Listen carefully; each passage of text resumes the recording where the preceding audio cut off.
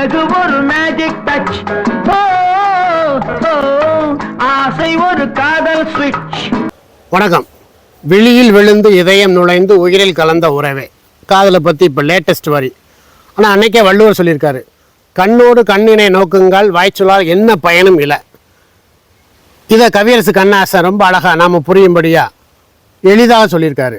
மௌனமே பார்வையால் ஒரு பாட்டு பாட வேண்டும்.